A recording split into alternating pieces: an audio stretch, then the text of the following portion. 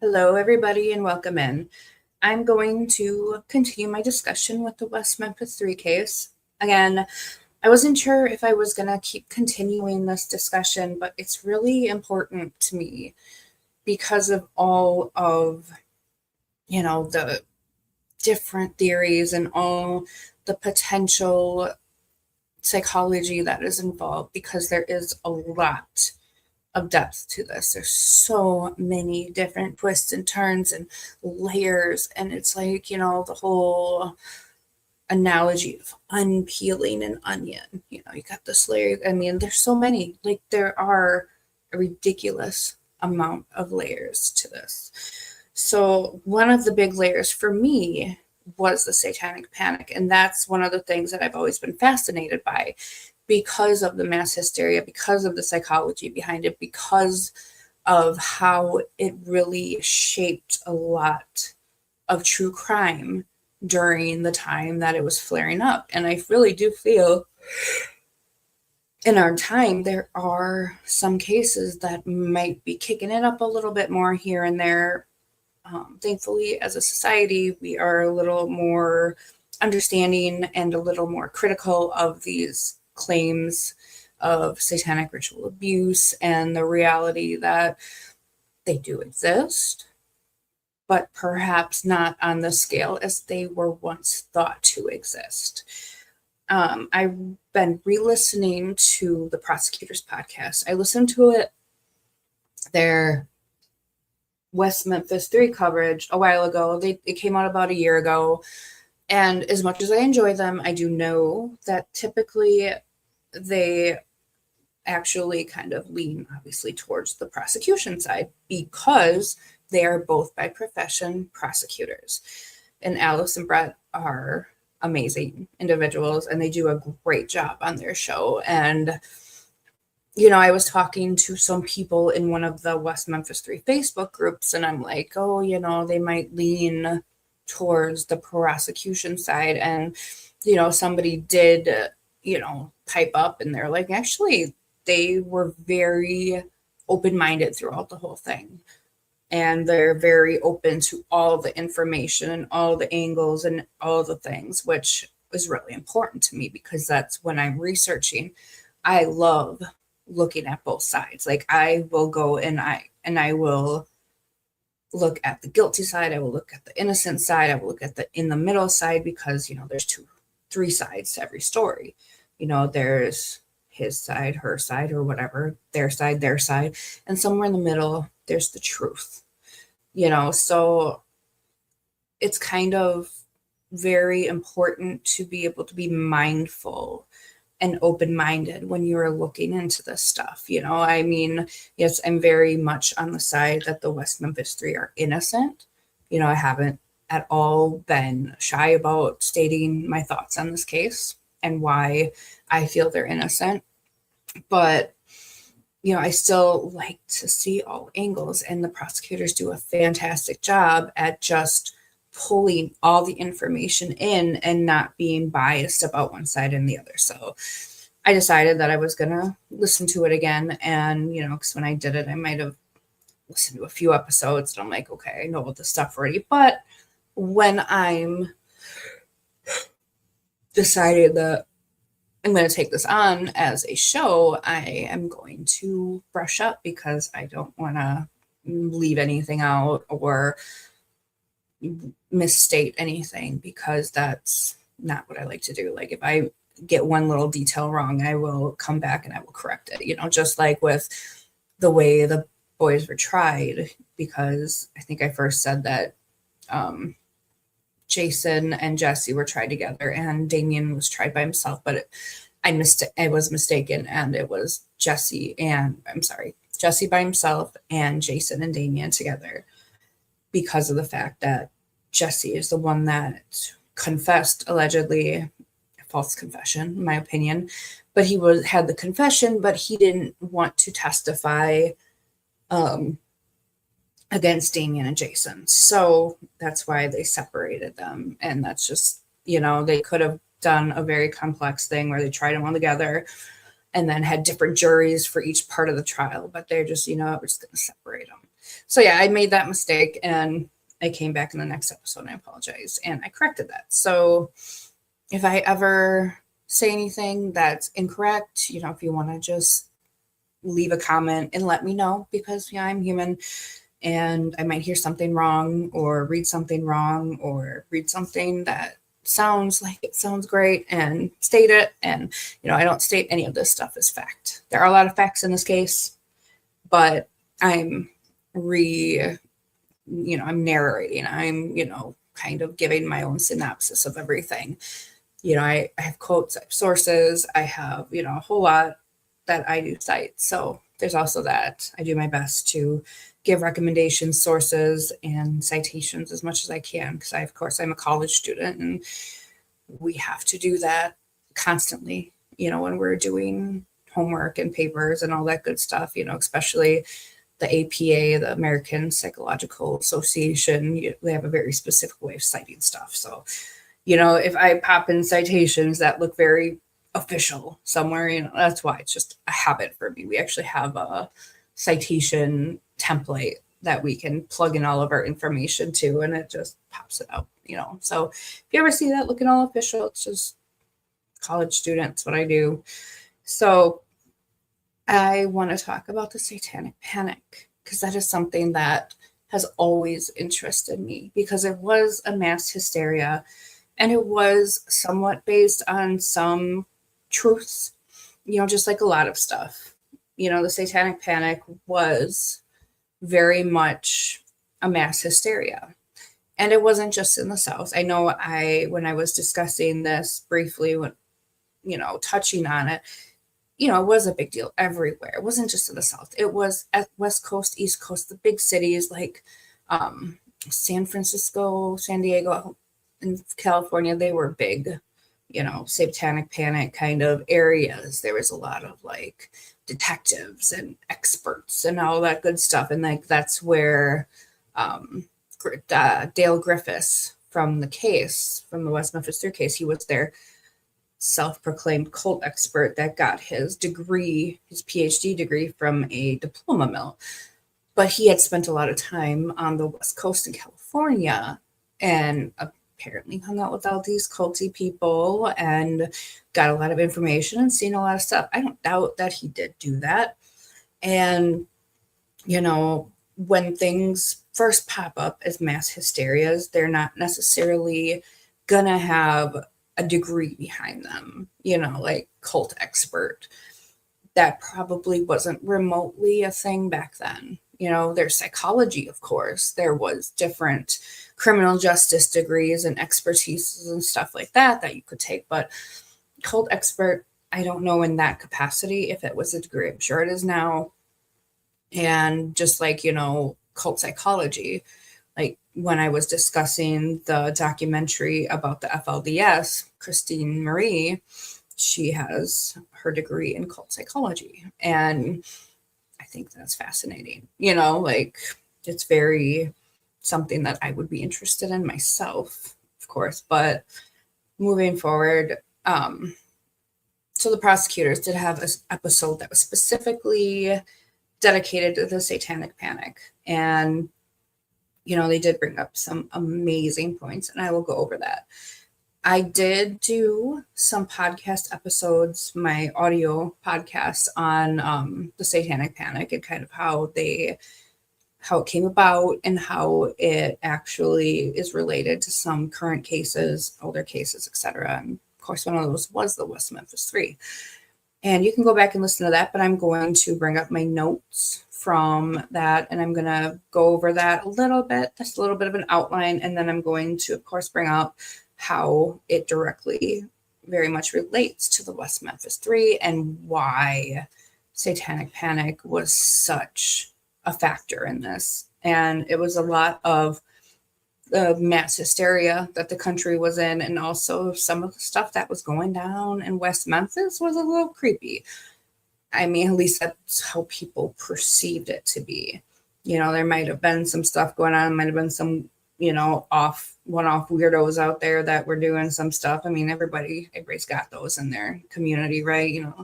There's the one guy that you see walking down the road that you don't talk to. Like, you know, he might be innocent and eccentric, but, you know, you just kind of nod, give him a nod, you know, have a good day. But everybody's got that, even today. So, what this really started with, like, this was a big sensationalized thing in the 80s. So, one of the main things it started with, you know, other than some of the movies that came out, like The Exorcist and, you know, stuff like that, and Poltergeist, those were super big and shocking for people, right? But in 1980, there was a book that came out as a bestseller called Michelle Remembers. And it was about a woman named Michelle Smith. She was from Canada. And the book basically explains that she had some like suppressed memories that she uncovered through something called recovered memory therapy, which is very interesting to me. Like, today we have a lot of different cognitive behavioral therapies. We have a lot of hypnosis techniques, you know, something that I'm actually really interested in. A lot of these techniques are great for PTSD. And yes, it is a fact that our brain does sometimes protect us from trauma in the way of helping us forget those memories. So allegedly, you know, there's nothing to base fact around this. This was just all something that her and her soon-to-be husband came up with. Her husband ended up being Lawrence Pasder, and he was a psychiatrist, and he helped her recover these memories, and they ended up getting married and writing this book together. And she was put under whatever type of therapy, and she had claims about satanic ritual abuse and horrible, you know, assaulting her and in the worst ways that will take a child's innocence. Of course, anybody's, you know, horrible for everybody, especially children. And absolutely was very disturbing. And, you know, anybody who would read this would be shocked, right? Like, oh my God, this is a thing. This is happening. This is horrific. This woman went through this and she found it through these recovered memories. And this is just the worst possible thing. So yeah, this book was a bestseller. And again, these were not any claims that were proven. This was all their own accounts, right? And like I said, you know, one of the things I'm fascinated by is how the brain reacts to trauma, because, you know, I have been diagnosed with CPTSD. I know a lot of people, like everybody has something now, especially nowadays. Everybody's always had something, but now we're a lot more comfortable talking about it. And one of the things that fascinates me very much is the way the brain reacts. So, you know, we got the different lobes of the brain, and our prefrontal cortex is in the front, and that, you know, it handles a lot with short-term memory. It handles a lot with emotional responses. That is where a lot of the injuries, the head injuries occur that will be noted when it comes to serial killers and stuff. A lot of them have the prefrontal lobe injuries because it deals with impulsivity, it deals with empathy, emotions, all that stuff. And when that is damaged, and that can absolutely be damaged without any actual impact injuries, right? It will affect your memory and your emotional responses. And, you know, we're still learning a lot about that through science, psychology, all the things and research. But a lot of it, you know, the prefrontal cortex will shrink. The hippocampus, oh my goodness, all these words. The hippocampus will kind of shrink a little bit. And then the amygdala will swell. And that is your flight or fight, your trauma response, right? So your brain will rewire itself. So even without injury, but through years of trauma, abuse, what have you, things, horrible things that people go through, your brain rewires itself to protect you, right? Because your body, its whole thing is to do, your brain is to protect you. It'll make things change in your body as defense mechanisms. And that goes as well as the way you think and the way you remember things. And it's so fascinating, and to me and a lot of people, of course. And when the amygdala swells, you're constantly in that flight or fight, whole thing. Fight, flight, freeze, fawn are your main ones. You hear about flight and fright. If I can even get those out today. But freeze and fawn, of course, those are primal, like their primal responses to danger. And then when your memory isn't what it should be because of that prefrontal lobe kind of shrinking a little bit and not being as active as it should be, you're not remembering things the way you're supposed to. Like a lot of people who have been through horrible trauma, they'll have to go through things like hypnosis to remember these things. And it's very hard to go through for people. But if, it's kind of, if they decide to take that journey for themselves, it's very important to do it under the care of a psychologist, psychiatrist, psychologist, therapist, all the things. And I've done a bit of cognitive behavior therapy myself, like EMDR is great. There's something called spot therapy or spot mapping. And that's something that is very successful for like war veterans and stuff like that. So there's, absolutely, if you're having issues with past trauma and anything like that, please reach out to a professional to look into those things, because healing, I know I'm kind of going on a soapbox right now, healing is so important.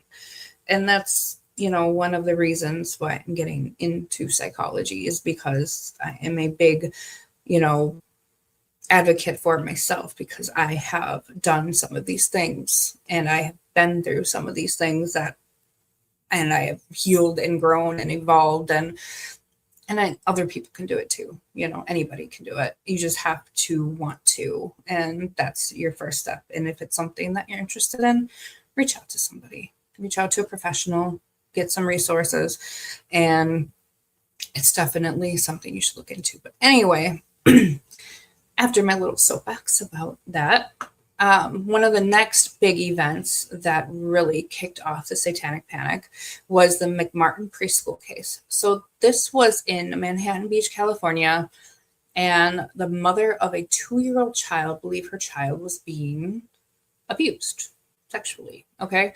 And it was allegedly by a teacher at the preschool. This child was 2. Okay. Child named Mr. Ray as who abused him. So Ray Buckley happened to be the son of the daycare owner, Peggy McMartin Buckley. Ray Buckley was arrested in September, and the police took it upon themselves, to mail out 200 letters to family members of all the students. And the letter said, big, bold, flashing letters, not literally, but, if you got this, that would be like a neon sign to you, right?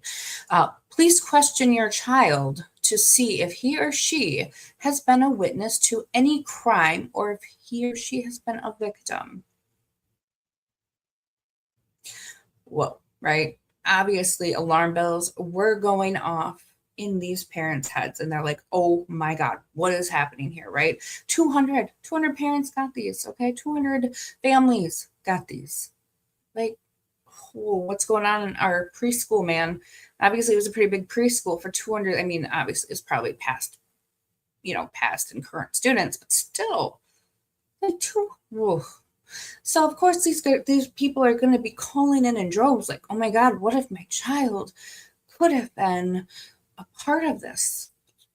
Yeah, obviously, that's disturbing to any parent. If I got a letter like that from my kid's school or daycare, I'd be like, whoa. I'd be hauling ass to see what's going on because you want to know. You're human. We're curious, especially parents. You go into the defensive. You're gonna do anything and everything for your kid to protect them. And if that means going and knocking down the police station door and finding out what the hell is going on, you're gonna do it. So they also named Ray Buckley as the perpetrator. Needless to say, the investigation was pretty tainted to that being leaked. You don't want to let out too much information when it comes to an investigation. You want to let out some, but you want to keep some information close to the vest, right? Naming people puts a target on their back because unless you have anything absolutely concrete, and until they've been tried in a court of law and their constitutional rights are upheld, they should not have a target on their back, right? They're going to be out there with torches and pitchforks and all the things for this guy. So the investigation was absolutely tainted. And when they were being questioned, the children were asked leading questions about remembering specific abuse events. So they put ideas into their heads rather than letting them speak for themselves. So, back then, they believed that kids might not be forthcoming with information. They might be shy. They might be scared.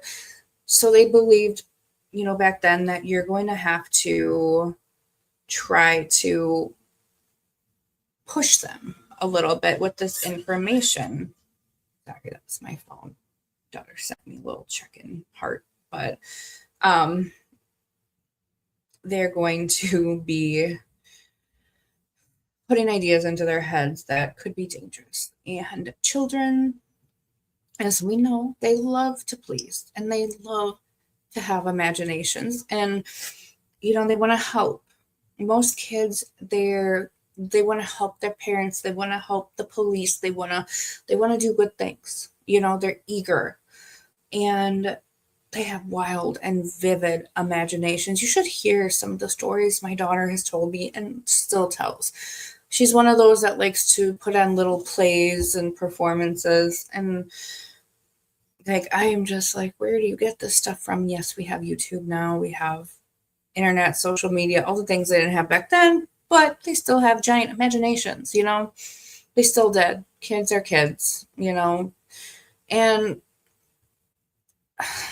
it's kind of a theme in this case with pushing kids to give information that they had no idea of because it was putting in their head. They are leading questions, elaborate on accounts of everything. They would put ideas in their heads about animal sacrifices, to going to graveyards.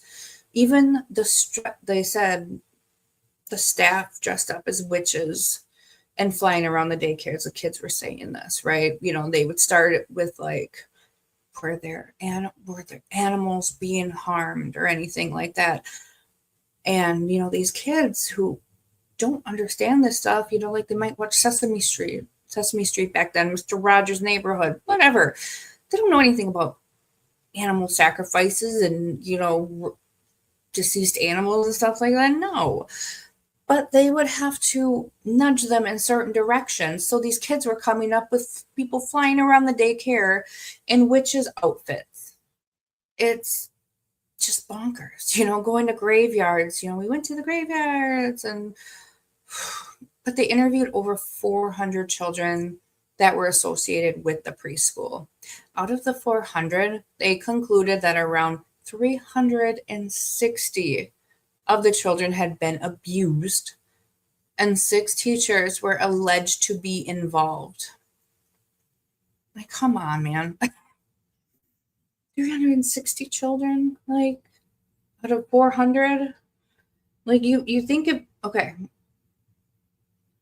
Criminals, a lot of times it's great. They're not very smart, right? They tell themselves a lot. They do stupid things. But if there was this giant cult and this giant satanic evil entity going on at this preschool, do you think that they would just be milling kids and doing all this crazy stuff with all of them? I mean, they would have to be pretty big for their britches to do that. Like, criminals are stupid. Okay, great. I love that. I love that for criminals. Like when people tell on themselves and stuff, it makes me happy. I love those stories about criminals telling on themselves. But to have this giant elite cult where you're hurting kids and hurting animals and worshiping Satan, like you're careful, okay? I mean, if it existed, it didn't exist. But I'm just saying, like, what? Like, no. But it was the hysteria. So Ray Buckley, Peggy McMartin Buckley, and her sister Peggy Ann, there's two Peggy's in the family, were also accused. Investigators believe that the teachers also ran a CSAM ring, child abuse material. I have to be careful just going on YouTube. Parents adopted a slogan, believe the children at all costs, whether or not the evidence contradicted the claim. So believe the children. Okay. But they didn't look at the evidence. Like the kids claimed that there were tunnels underneath the daycare. There were no tunnels. After all this was said and done, the place got demolished and there were no tunnels. Unless they went in there and they filled in all the tunnels, like, oh my God, like really fast. There were no tunnels. The kids also claim that there was a giant toilet. Follow me here. A giant toilet that they would repeatedly get flushed down. Like where I don't know where it went. I don't know how it was repeated, but yes, repeatedly get flushed down a giant toilet. I get it. You want to believe your kids. You want to believe if they say that somebody is hurting them, you want to believe them. You don't want to think that they're telling stories because somebody's pumping like stories into their head and they're just elaborating on said stories. Like it just got out of hand. It got completely twisted and exploded into these wild claims. And yeah, that's what happened. Okay, so the hysteria erupted in this case. And they took all these claims seriously. And I guess like if my kid claimed that, if she came up to me and she just said that so and so hurt me or so and so touched me, obviously I'm going to investigate it and I'm going to find out what happened.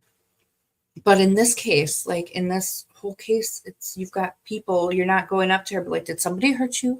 Did somebody touch you? Did somebody sacrifice animals? Like they're pumping the information before they even make these claims off of a 2-year-old little one. Okay, maybe the 2-year-old, the toddler, pretty much a toddler, 2-year-old is a little squirt, but maybe, Mr. Ray disciplined that child a little bit, like back then it was a little more, accepted to spank a kid, even, at daycare, maybe, I don't know. I was born in 87, so I don't know as much about the culture of the 80s, early 80s, but, I just know that a little more physical, discipline was accepted. Maybe the kid, got swatted or something because they were being sassy and they were like, I'm going to mama and tell, 2-year-old brain, babbling, whatever, Mr. Ray hit me. And then it just blossomed into something ridiculous, just over the top, right? So, even though there was no evidence, no evidence was found, a grand jury handed down indictments to 6 people. So it was the Buckleys and 3 other teachers. They also attempt to indict the 76-year-old grandmother that founded the preschool, but she was not charged with anything. So she wasn't even sent to court, thankfully. This poor little grandma who just wanted to take care of people's kids and teach them good things and, how to share and how to color and how to do all those things. Like, I mean, obviously, if she did something, that's one thing, but this is just let's hang them all. Let's just burn them at stake, hang them, drown them, whatever. Like witch trials hundreds of years ago, and we're not gonna ask any questions. We're just gonna start handing down jail sentences. No, it's not how that works, thankfully. But all this mass hysteria, they're gonna hand down some charges. The grand jury is gonna be like, oh my God, look at all this. And they're gonna hand down some charges, right? So the grandmother, thankfully, was not charged with anything. All in all, the evidence was weak. Only had things to go on that were out of the kids' mouths and coerced, fed confessions, essentially. And the charges against everyone except for Ray and his mom were dropped. Their trial and investigation had taken 7 years. And it was over $15 million that it cost in the 80s, right? So this all went down, started in the 1980, I'm sorry.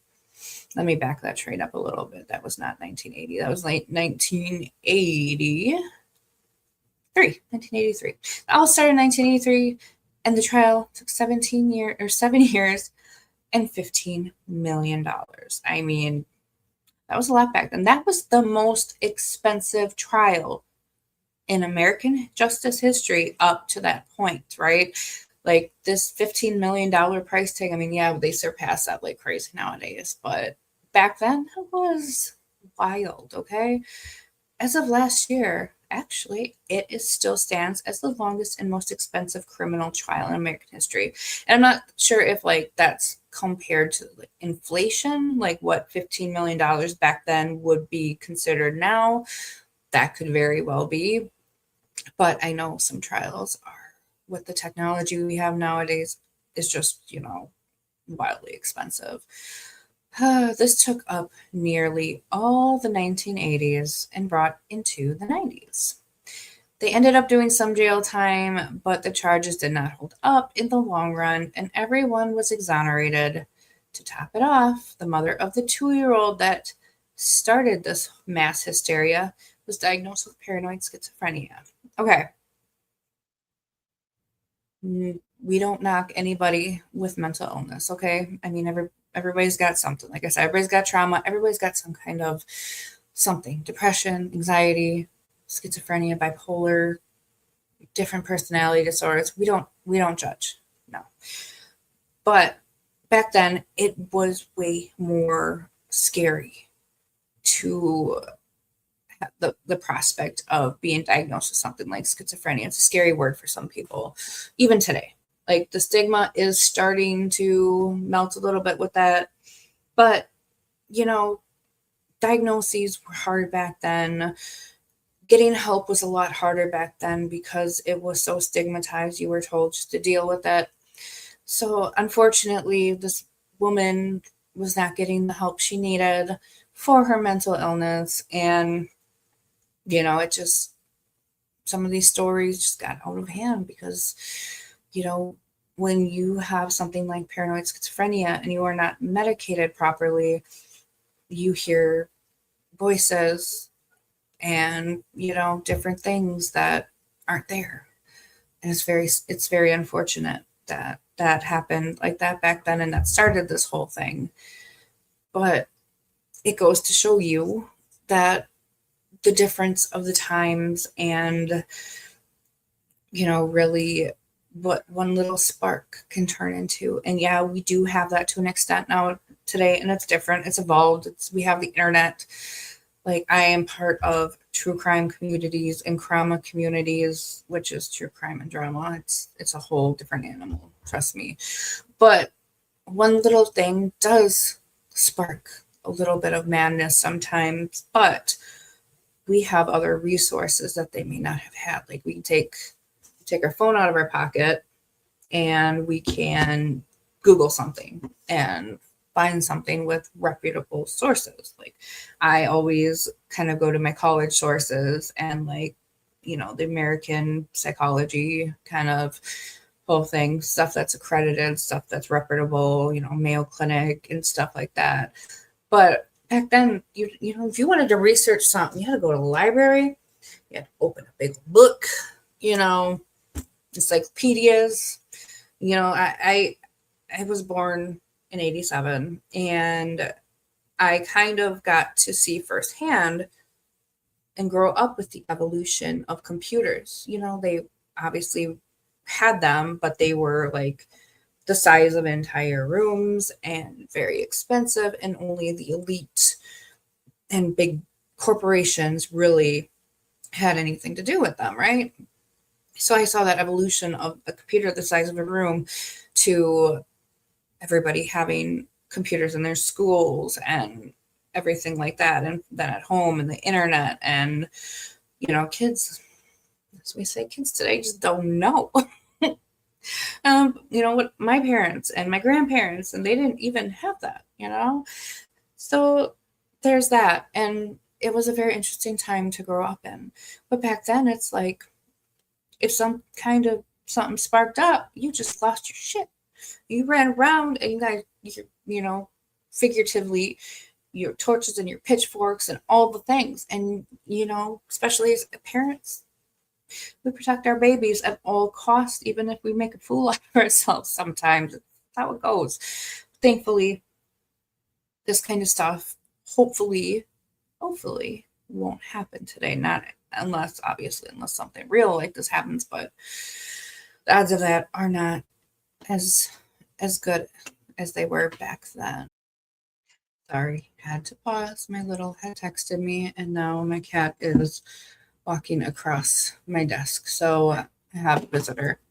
So he moves. I could read my notes. Okay, so this brings us on to Anton LaVey.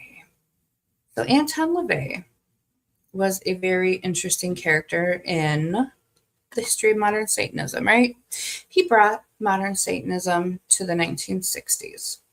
The fear of Satanism was also brewing because cult culture had exploded in the 60s. So we're kind of backtracking a little bit. Sorry, I'm not going in order, but this is also important. So cult culture exploded in the 60s and 70s, and people were already freaked out. Satanism came into pop culture as well before. Only 37% as of 1968. 37% of people believed in Satan, okay, as an actual entity.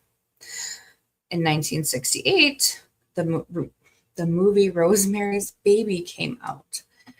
In 1973, The Exorcist came out. Over half the population believed in the devil as an actual entity at that point. People were scared, and rightfully so.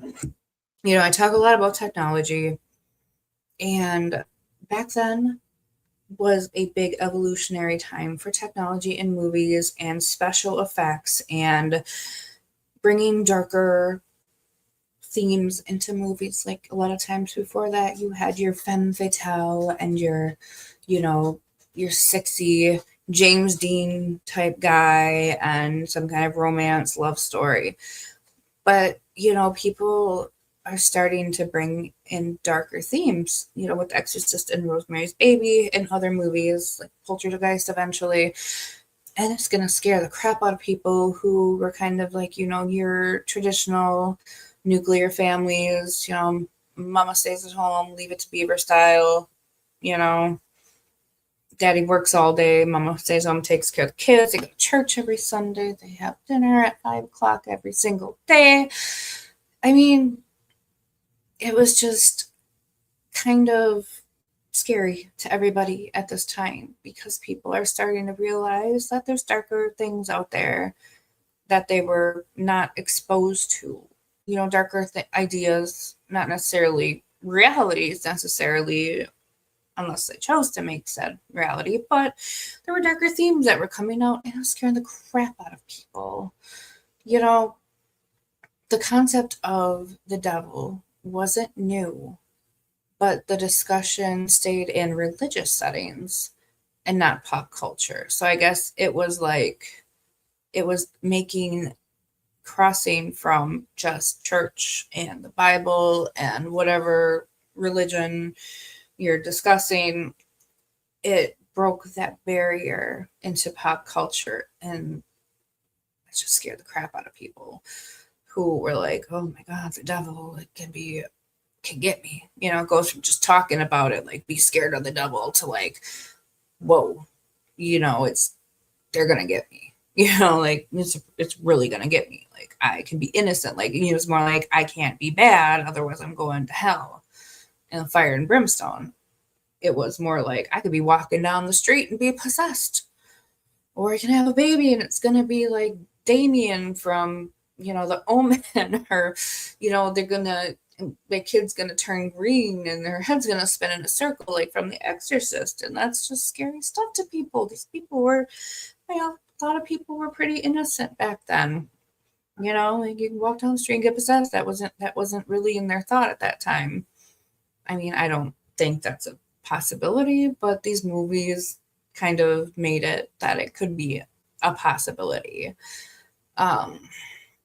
So that is kind of your gist of the Satanic Panic, why it kind of blossomed.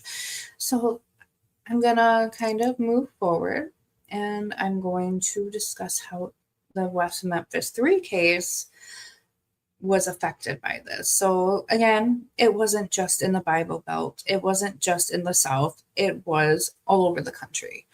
Even when I was growing up, I wasn't part of a super hyper religious family. Like we went to church a little bit. My dad and family, we talked about God, we talked about Jesus. It was a Christian based family, and thankfully I wasn't forced into these, this whole church thing, which I think church can be a beautiful thing. I think it could, family and community and belonging and something, to make you feel good about, where, being a good person and where your soul is going to go. But a lot of it can be very, it can be difficult for some people, but that's not what this one is about. We can talk about that at some other point, but it was all over. And a lot of the more religious communities were freaking out about this. And when this crime happened with these three beautiful 8-year-old boys their lives being recklessly taken in a really horrific, disgusting way, I mean, who would you blame it on? Like, who could think that your everyday dad, or I mean, mom, obviously women can do this, but women statistically are less likely to do something like this. But, your everyday stepdad or your uncle or your cousin, you don't want to think that that type of person could possibly do something like this. And, it's just your brain goes to darker places because you think your average Joe or Jane committing these horrific crimes, that shouldn't even be a possibility in your brain, right? You're going to think it's some punk Satan worshiper, and a little side note, the little bit of research I've done, that as far as Satanism goes, the only Satanists that worship Satan as an entity are the theological Satanists, okay? The Church of Satan and the Satanic Temple are actually atheists, and is actually very interesting religious groups to me. Like, I think, honestly, like, I'm not going to yell out, like, Satanism is awesome. No. If they weren't atheists, I think, because I can't, like, in my heart and soul, I can't not believe in a higher power. I may not be your traditional, religious person because I'm very spiritual. But, if they weren't atheists, it would be kind of it would be pretty cool because I can't not believe in a god of any sorts. But they're kind of like the trolls, like the trolls of the religious group in a way of like equality. Like if a religious group isn't being like fair to others. So like Christianity, there's, it's one of the main religions of the world and of our country in the US. And if, say, like a courthouse, government property has like a Christian statue, has, the 10 Commandments or whatever, like I've heard a time where the Satanists will be like, hey, can we put one of our statues up here? Like Baphomet or whatever, whichever one, I don't know a lot about them, and they'll be like, no, we can't have Baphomet on our lawn or in our courthouse, but you can have the 10 Commandments. How is that religious equality? So it's just like, they're big with women's rights and equal rights and all the things like that. So it's like, and like personal growth and personal power. And it's not like they're not lining up and worshiping like a red dude in a robe with fire and brimstone. It's more like, no, we want equality. We see a lot of hypocrisy in religion, and we are going to try to make a difference. And I see nothing wrong with that. I think there should be more groups that should be about equality and making a difference for people's rights and human rights and social, stuff like that. But they get a bad rep, and I see why, because I think that's one of the reasons why they call themselves Satanists. It's more of like the shock value kind of thing. We're big and scary, but we don't hurt people. Like one of the things is you don't hurt people. You don't hurt people that are innocent, especially. Like if you are being hurt, you have every right to defend yourself. You have every right to, handle that, but you don't hurt the innocent. You don't hurt elderly, animals, children. And, that's how a lot of people honestly live nowadays. Okay. So we are going. I apologize for all the squirreling. That's just kind of how I do. If you can follow me, more power to you. Thank you. I appreciate you being here. So Jerry Driver was one of the youth officers. Like he was one of the ones that checked in on Damien and Jesse and Jason. I don't know about Jesse, but Damien and Jason, the boys. And he was helping investigate these horrific crimes. And he was looking into all different resources throughout the state. And there was a person in Arkansas that,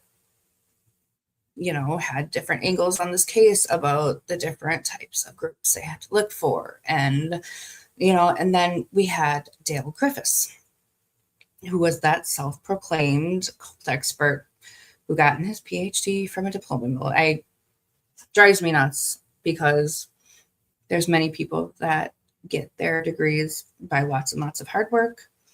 And even though it is a, psychology degree, and, we work hard for our education, and I can't fathom sending in money for a piece of paper and not doing the work. But Dale Griffiths was pretty well known around the country. He had discussed other cases and been expert witness on other cases. So he was an expert witness for the prosecution. He claimed to have been all over the country around cults. He made an appearance on the 2020 episode. That is another one. Talking about Satanic Panic 2020, Barbara Walters. That episode, you can find it on YouTube, I believe, somewhere on YouTube, internet in general. You can find it. It's 2020. It's about satanic, devil worshiping, all the things, and just, like, I'm pretty sure like there was literal fire and brimstone in the production that they put on for the shock value because it was shocking. Okay, back then it was so shocking, and Barbara Walters, like, oh my God, how can this be going on in her country? And that really brought a whole lot of, brought a lot of people in Satanic Panic to the forefront about this hysteria. There was even a Geraldo episode about satanic cults, and he had an expert. I'm not sure, I don't think it was Dale Griffiths, but allegedly there are 3 levels of cults that need to be looked for, right? Like I was saying a couple of minutes ago about Jerry Driver calling cult experts around the state. But there are 3 levels. So like there's your elite level, like you think Illuminati, Beyonce, Lady Gaga, all the people, these big celebrities that, they'll do allegedly hand signals or put certain makeup on or certain costumes on that are demonic. Okay. People believe this stuff, and maybe it's possible, but that's like your Illuminati level, your elite, your rich 1%ers, right? And then your second level would be kind of like smaller localized groups with a leader and followers that, have their meetings and their fires and their bond, whatever.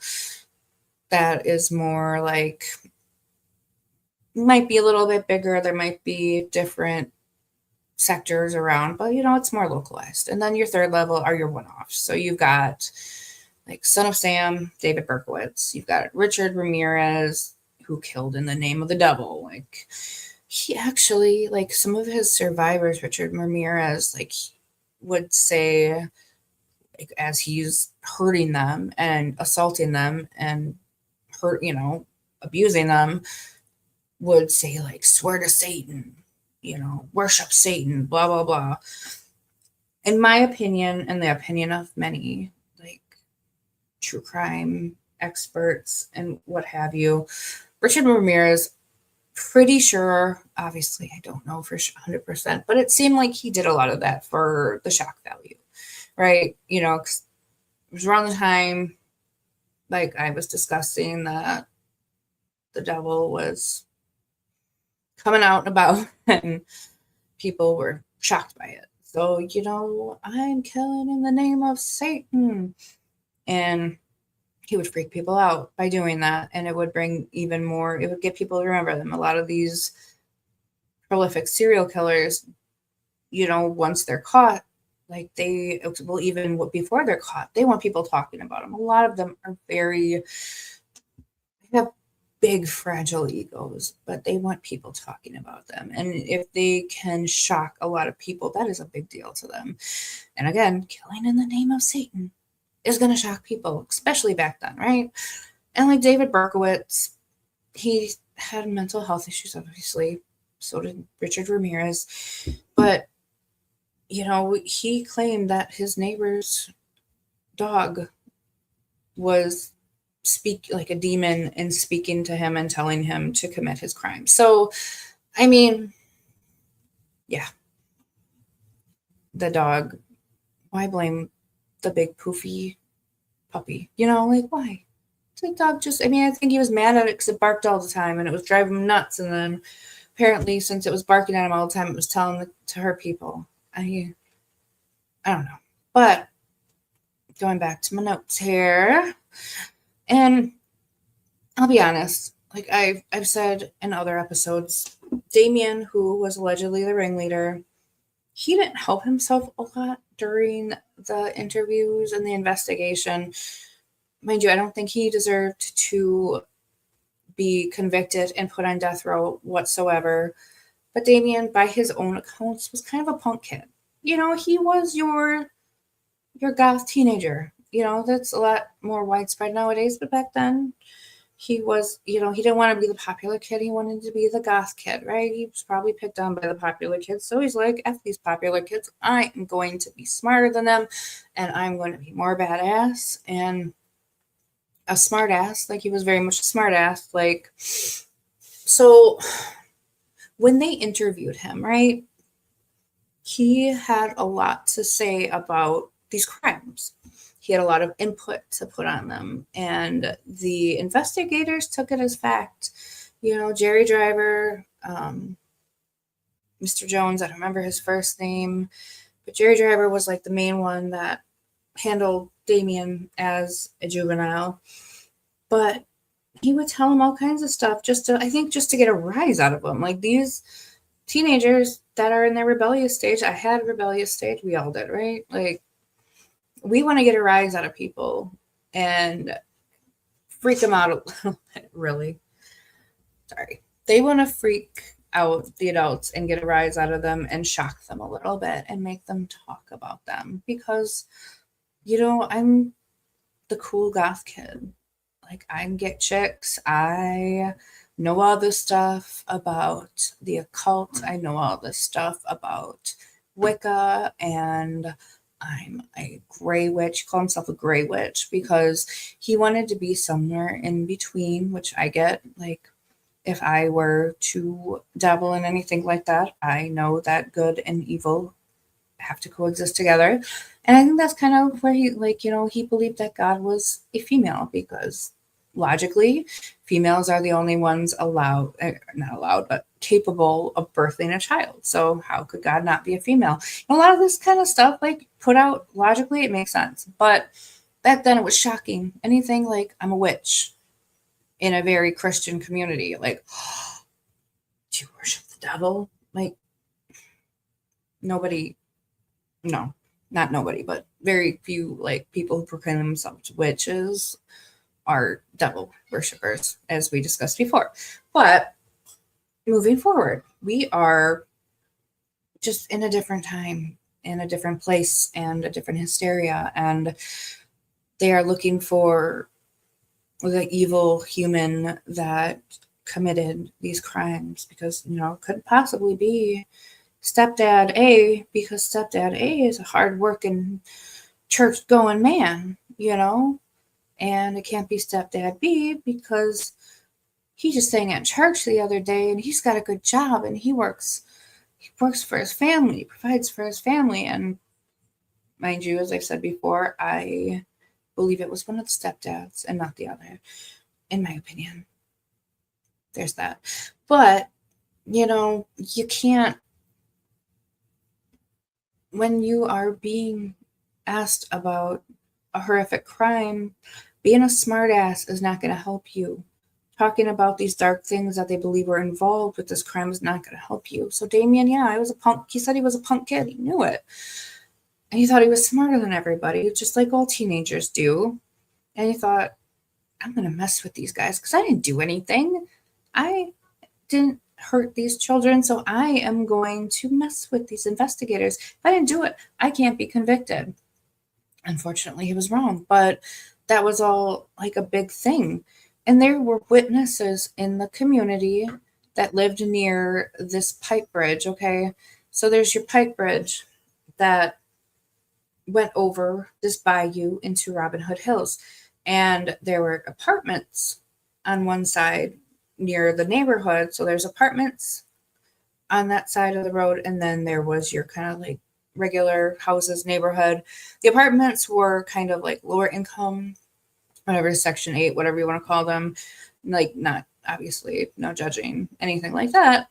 But, if you're living those, you might not be financially stable and they might be looked down upon. Like, they are not high ranking members of the community, like these parents that this happened to, these children. And none of the boys that were convicted lived in these apartments, but there's a lot of people in this apartment complex that were talking. It was right by the crime scene. So naturally, these people are going to be interviewed. And let's see. There were a couple people that they talked to, like claiming that there were sacrificed animals and, evidence of rituals in the woods. A lot of this was probably animals that were being naturally sacrificed by other animals, I guess, if you want to put it that way, natural animal on animal predation.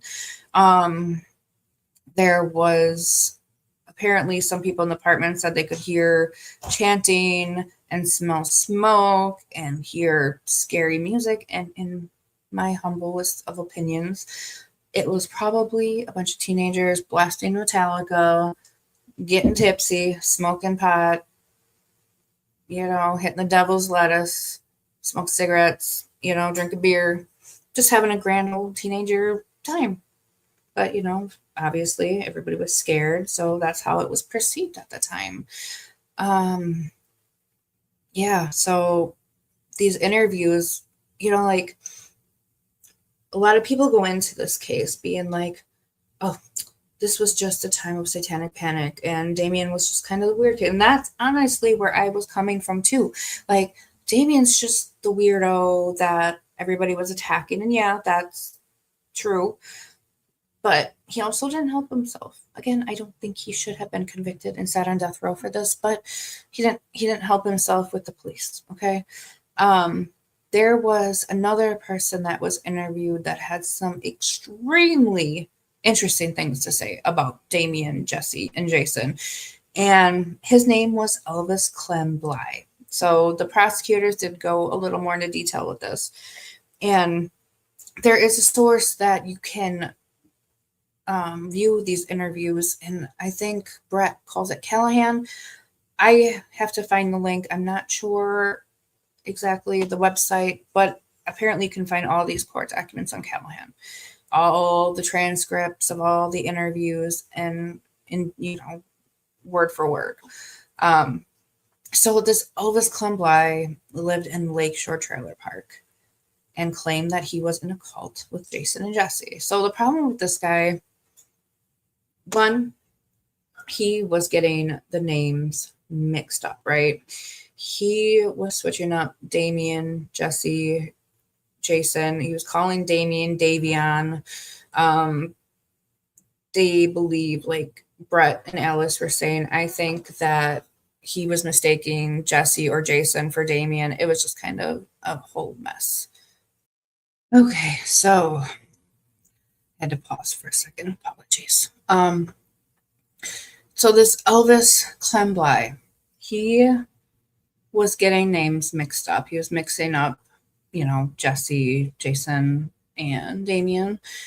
And he also, one of the other things that was kind of sus that he mentioned, I mean, all of this was suspicious, but he mentioned that Jesse Misskelley was the cult leader, which everything we've discussed about Jesse Misskelley, he was probably not the one to be thought of as cult leader.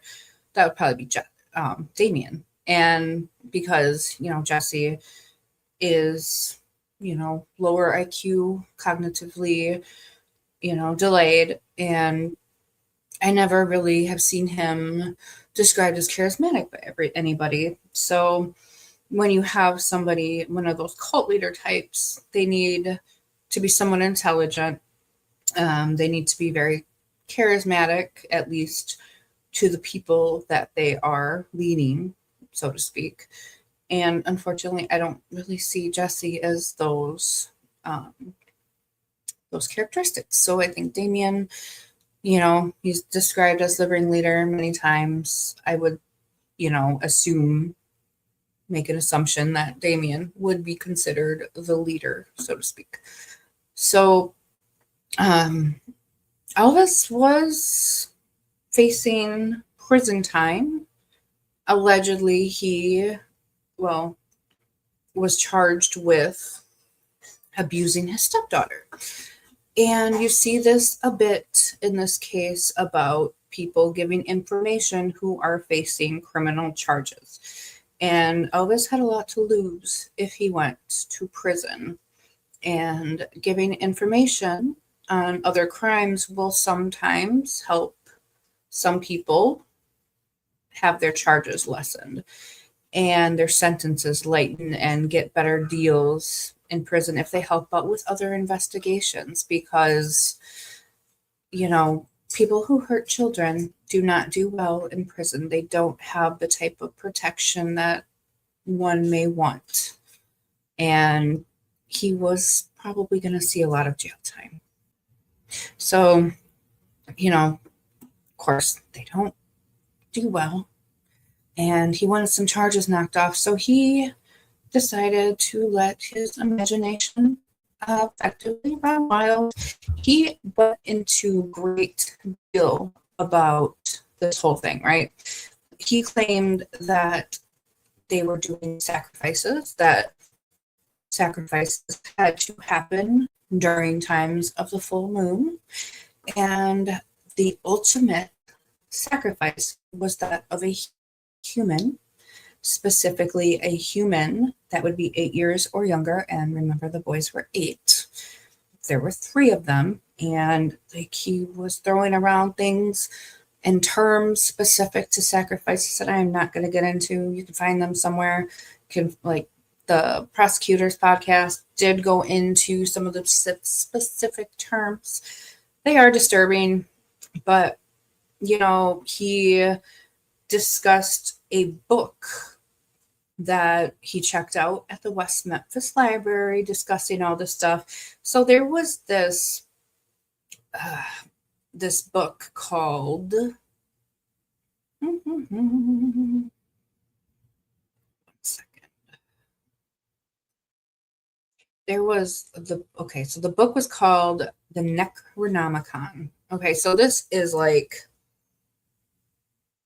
the book that apparently is like the Book of the Dead.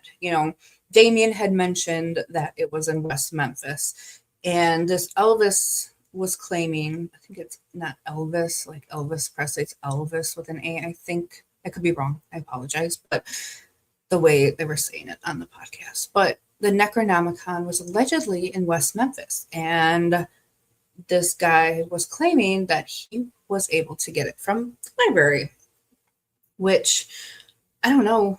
I know libraries have all kinds of interesting books and publications and all that stuff, but like, this is where Vicky Hutchinson apparently got her books on the occult.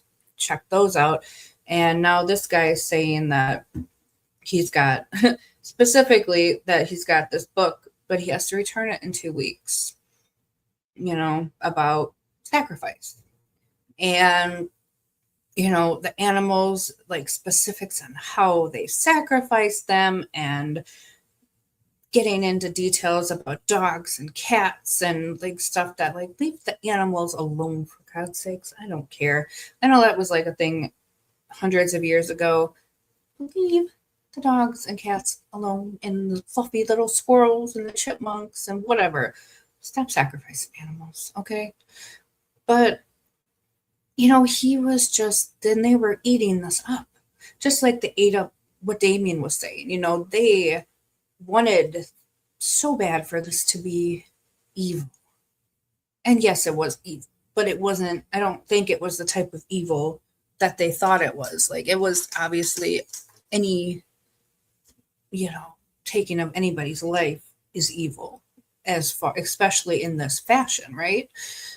But they wanted it to be fire and brimstone and Satan, and like, if you know anything about theology, and especially like Christian religion, God, and he usually God, they send angels down, or different entities for their messages and all that stuff. But when it comes to Satanism, why is it always Satan himself?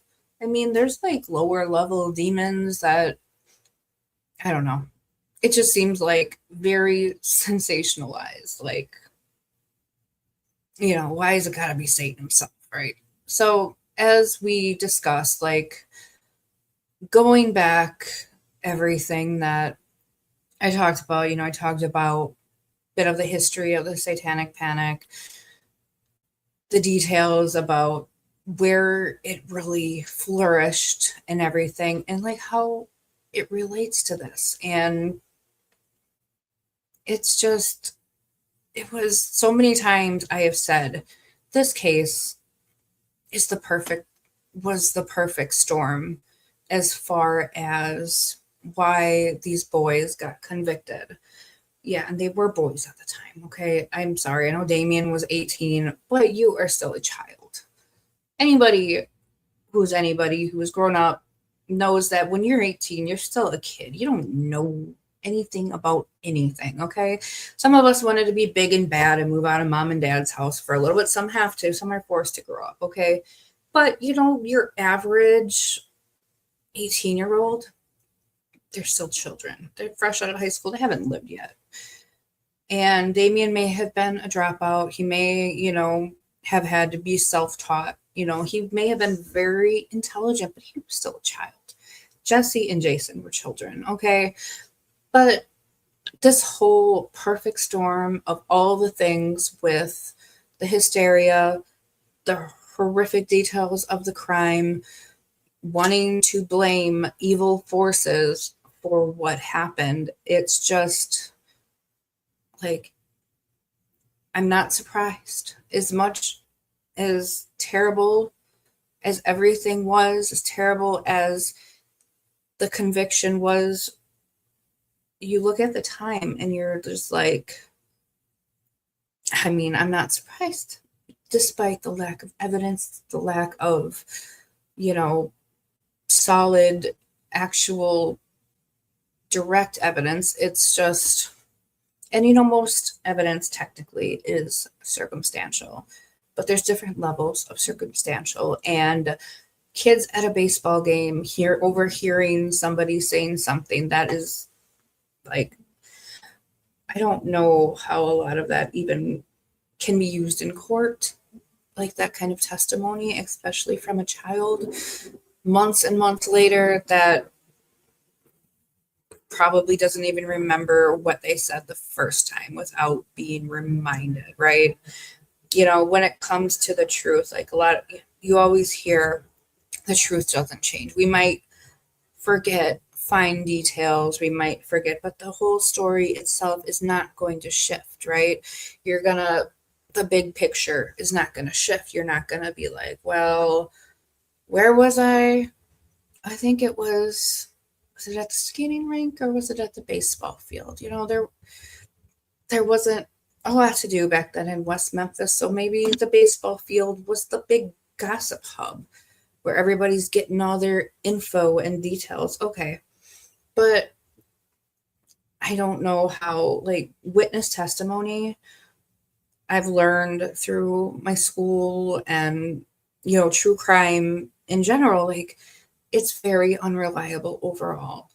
You have, and then you have kids who are very, you can manipulate their memories a lot easier and you can change their stories. So it's just, some part of me knows how wrong it is, but you look at all the evidence of the time and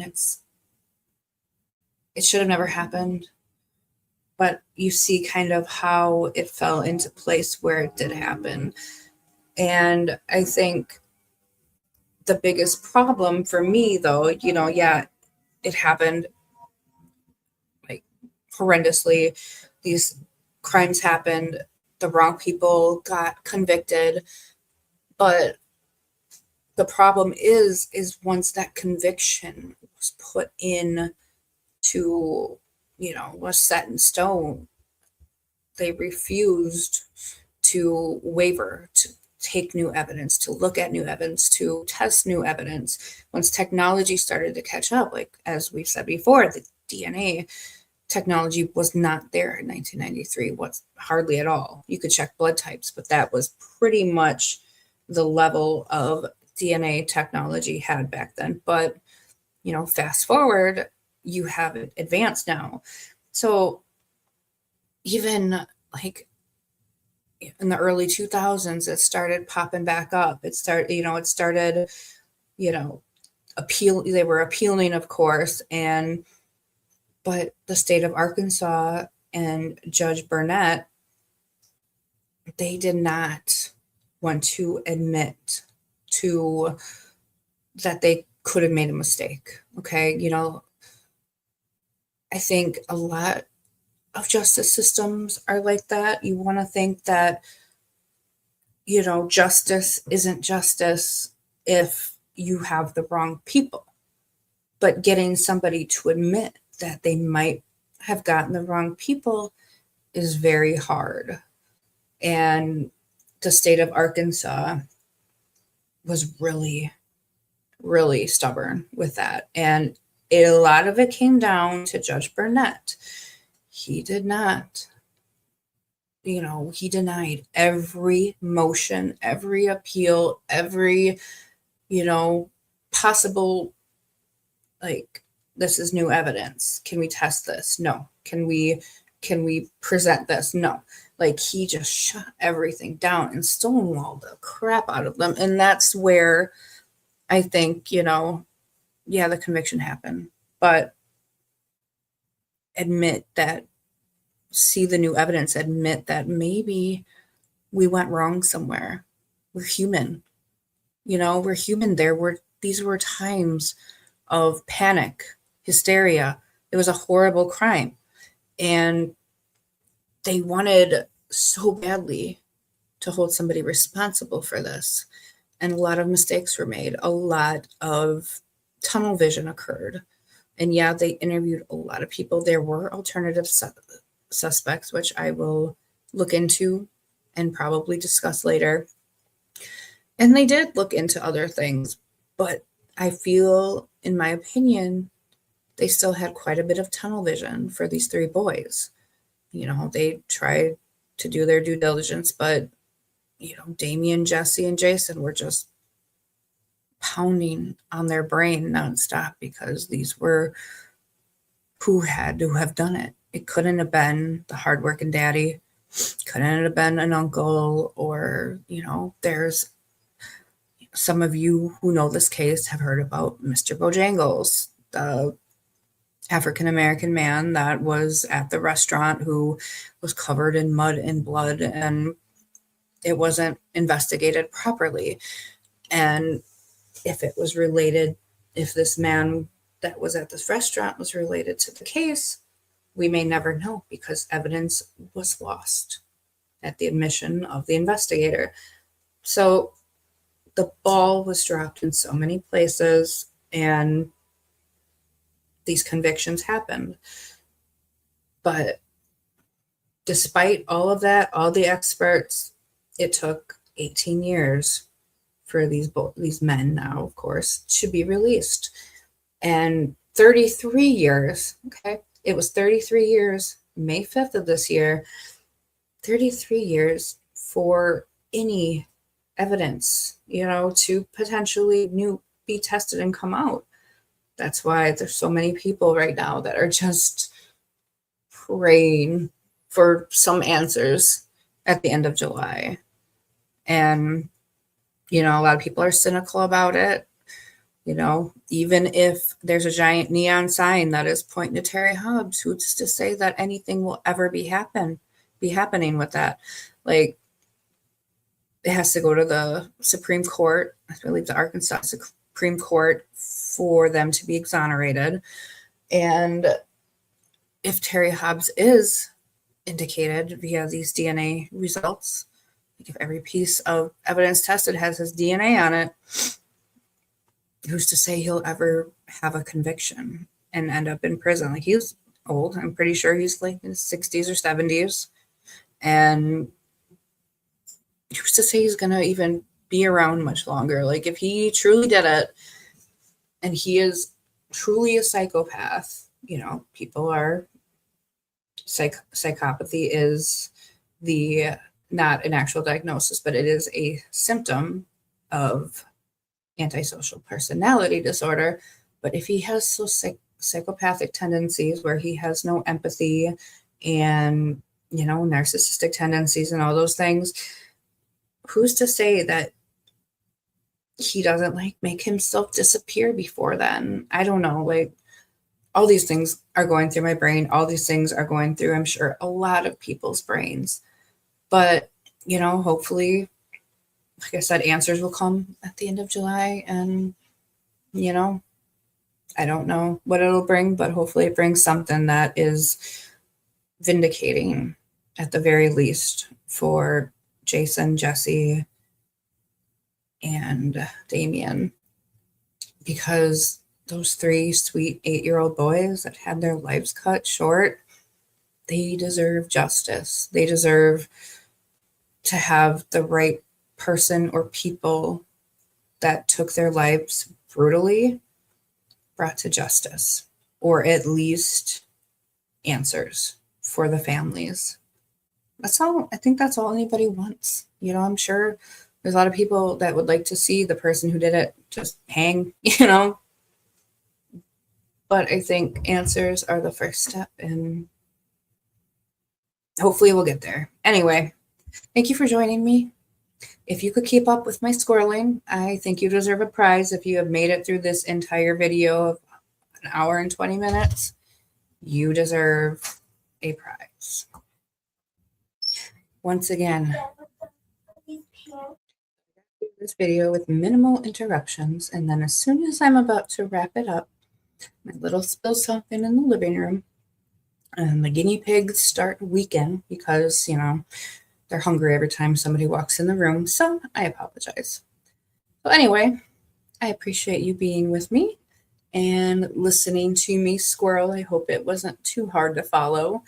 I will put the Prosecutors podcast in the show notes and the episode that I referenced a bit during this stream. So thank you for joining me. Don't forget to like and subscribe. And if your heart compels you to share my videos with other people, I would appreciate you very much. Spread the word. This is such an important case, especially right now that we're getting hopefully some answers. So I will see you on the next one. Thank you so much, everybody. Bye.